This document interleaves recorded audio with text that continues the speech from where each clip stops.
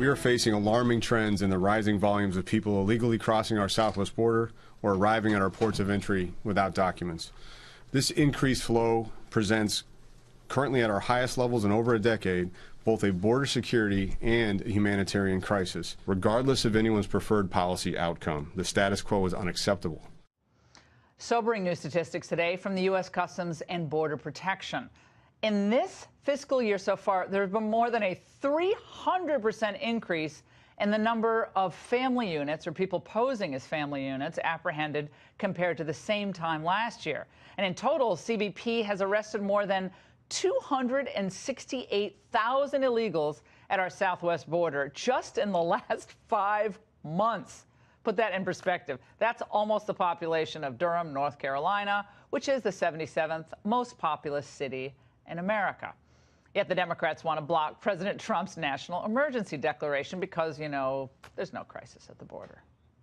Well, this is a manufactured crisis. I think there's a problem, not a crisis. A wall is a colossal waste of money for a crisis that doesn't exist. This is really a manufactured crisis on many levels, manufactured by the Trump administration. Well, it's not manufactured unless you have open borders, and yeah, they're going to come right in. Even the liberal New York Times is more concerned about the plight of the illegals than their threat to our safety. Just look at the headline on the front page today. Border Patrol facilities put detainees with medical conditions at risk. Well, why is the left attacking our border agents? They're the ones putting their lives on the line every day trying to protect us, the American people. Joining me now, Howie Kurtz, Fox News media analyst and host of Media Buzz, Sundays right here on FNC, and Tim Ballard, a former DHS special agent and founder of Operation Underground Railroad, which rescues victims from human smuggling. Great to have both of you on. Howie, why does the New York Times, after laying out, I want to read part of this, they lay out this harrowing story about the border, and then they claim in editorials it doesn't exist. This is part of what they wrote. Let's start with today. An average of 2,200 migrants a day are now crossing the 1,900-mile border with Mexico, many after grueling journeys that leave them injured, sick, or badly dehydrated. Yet most of the nation's Customs and Border Protection facilities along the border lack sufficient accommodations, staffing, or procedures to thoroughly assess health needs or to provide more than basic emergency care. And then March 5th, the New York Times editorial board says that national emergency doesn't exist, saying the National Emergencies Act doesn't define what an emergency is, a loophole Trump took advantage of. Contrary to all the evidence, there's basically not a crisis at the border. Well, Laura, I think the New York Times news story is a legitimate journalistic look at a humanitarian crisis, which, by the way, quotes Kirstjen Nielsen as saying we're doing everything we can, but we don't have the resources, which says that many of the migrants arrived, they already have chronic diseases, or they were in. Why is that the American taxpayers' fault? Well, it is a situation. Or responsibility. It's horrible and it's awful. And parents who do this, I understand why they're doing it, but they're putting their children at risk, and themselves are, we're going to talk to Tim about, at risk of being trafficked themselves, correct? Fair enough. But it underscores how much of the media are totally focused on this side of the story. This is their emergency, not the broader emergency the President Trump. Not the American people, but other people. And it enables them, many of them, to blame every bad thing that happens to migrants on the Trump administration. Right, but even, and Tim, I'm trying to get at this, they lay out what is an emergency situation. Now, they can blame Trump for it and say it's all Trump's fault that we don't have five-star facilities at our border, hotels, full concierge medical care, you know, English language lesson. I mean, we do have a lot of good stuff at helping people, but they lay this out. So in their description, it is an emergency. They just want us to throw more money at it. Look, I look at this through the eyes of kids. That's my job. I spent 12 years on that border, by the way, as an undercover operator, special agent, looking for children who are being trafficked into the United States to be sold to our American pedophiles. This is an emergency to these children. They are coming in here. They're being dragged by. There's a 300% increase in adults bringing children who aren't their kids. Yeah. So these kids are vulnerable to being trafficked. 93% of these kids that we're recovering are outside the port of entry. Okay, so where are they going? A lot of them are being used as pawns because we have this strange policy that Congress passed that says bring a kid and you can claim you know, right, which is again the Democrats and Republicans both. I blame both on the angle. they are both responsible, both parties, for not addressing this asylum issue. Right. That as long as you come in with someone you say is related to you, you cannot be sent home. You're not. Basically, children are resettled here, even if they're temporarily, for a short period of time now separated. But they are both settled here together, unless you can somehow figure out they're not related. Where is our Congress? No, and Trump's the problem? Yeah, we're incentivizing smugglers. But think of this. Think like a criminal, right? You bring a kid across, and if you're caught, you can say, asylum. I get to stay here. But we know that they're not doing that, all of them. They're taking these kids and they're selling them into our sex markets here in the United States. And so we have to control the movements. A wall, a barrier controls the movement so we can identify who's coming in and save these kids. Through the eyes of the kids, I see this. Save the kids. Yeah, there's the children aspect, the suffering aspect, the health aspect.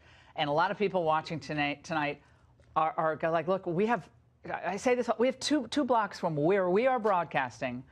Every night we drive home, and there are 7, 8 people on the street. It's freezing out tonight. Yeah. And these appear to be American citizens, and they're on the street 500 yards from the nation's capital. And and it's sad, it's horrible, but a lot of Americans watching tonight go, why are we putting all of our resources on helping people who need to be able to thrive in their own countries? The part of the border, as much as it's sad 2 blocks from here. Yeah. It's sad what's happening with Tim. Tim's documented all of this. we see it on North Capitol Street. The part of the border situation that the media minimize is the illegal immigrants who get through and sometimes cause, as we well know, problems for American families. But at the same time, you said Democrats are trying to block President Trump's emergency declaration. Well, there now appears to be enough Republican defections in the Senate that's going to go against the president. It'll be vetoed, I understand. It doesn't surprise me one bit. Why does it not surprise me? Like, we're going beyond the headlines here. You dig into beyond the headlines every day. And Howie, you do such a great job. Thank you. This is about what has always happened with these two parties. Republicans love to have the cheap labor flowing in for businesses because they hate this. The worst thing for American businesses is when wages start growing up. Sorry, but they want to keep a downward pressure on wages. The more people coming in, the lower the wages can be in certain sectors. And that Democrats, and I want to play this for Nancy Pelosi, this is Nancy Pelosi, I believe today, in an interview, about what kind of tells what the Democrats' motives are. Let's watch. These newcomers make America more American. And we want them, when they come here, to be fully part of our system. And that means not suppressing the vote of our newcomers to America. She's talking about legal immigrants. Right, we want everyone to be able to vote. Right. But this is going way forward. I mean, we have Democrats pushing to legalize illegal immigrants to vote. Even if they're not citizens, that they should be able to vote. That is a new movement building slowly in localities and cities. That's what this is about. Votes for Democrats, cheap workers for Republicans. And meanwhile, kids are being hurt, as Tim has documented, and the American people are just like, okay, how much more money do I have to spend? The challenge for the press is to Billions. The challenge for the press is to focus on all sides of this crisis and not be swept away by one faction or another's political. I agree, but why do they not do front page articles in the New York Times, Howie? Not that you speak with them. More about what's happened with illegal immigrant crime in the United States. That they always they commit less crime than native-born people. Well, yeah.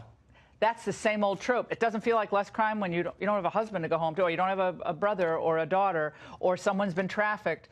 Why are you getting enough help from Capitol Hill on what you're doing? I mean, you get some help, but either party helping? We are getting help from I'll say from the Utah delegation. They've come strong. Senator Hatch, Senator Lee, Congressman Curtis.